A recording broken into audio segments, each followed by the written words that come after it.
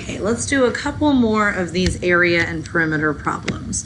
So this one says that Christina bought a table that has a top shaped like a trapezoid and decides to put a strip of decorative tape around the edge. How much tape will she need?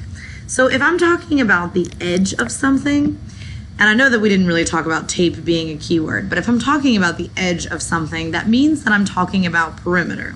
And I have this beautiful formula sheet over here, but I really don't need the formula sheet for perimeter at all, because all I have to do is add up all of the sides. So I'm going to go through and I'm going to make sure that I actually have all of the measurements that I need, and then we're just going to add them up. So I'm going to start at one corner. I know that this side is 20, this side is 18, this side is 20, and then this side is 30. Because sometimes they will leave a side off. And when we get into the more complicated shapes, you're going to have to be really careful about that. So since we have all the sides that we need, let's just add them up. 20 plus 18 plus 20 plus 30. And I get an answer of 88 meters. And that is how much tape she needs. This is an enormous table.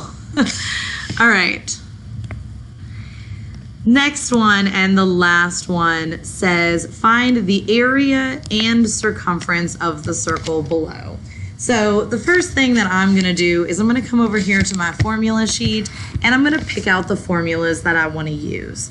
So I want to say that my circumference is 2 pi r and that my area is pi r squared. And those are up in the top right corner of the formula sheet. You have to get really comfortable with finding the formulas that you need. And then I need a couple other things out of this circle. I can see right now that they've given me the diameter and that the diameter is 36.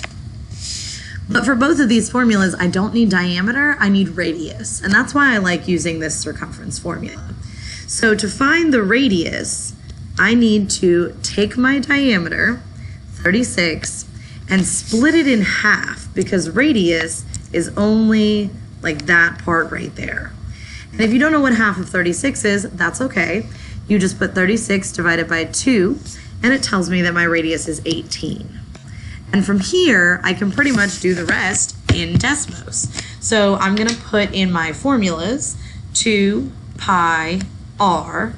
Let's just do them one at a time. You can do them both at the same time, but let's just break this down and do them one at a time.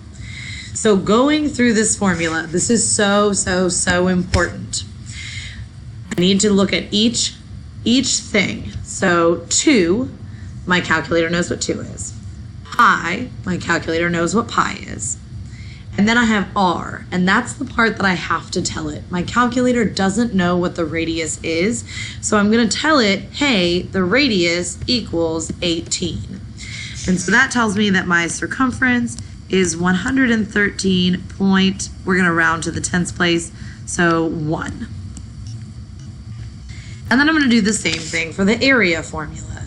So it's pi r squared, and I'm going to go through each piece. So my calculator knows what pi is, but my calculator does not know what the radius is. So we're going to tell it again, hey, Mr. Calculator dude, the radius is 18, and then it says, oh, thank you so much. Now I can do my work. So the area is 1017.9 square feet. And that's it.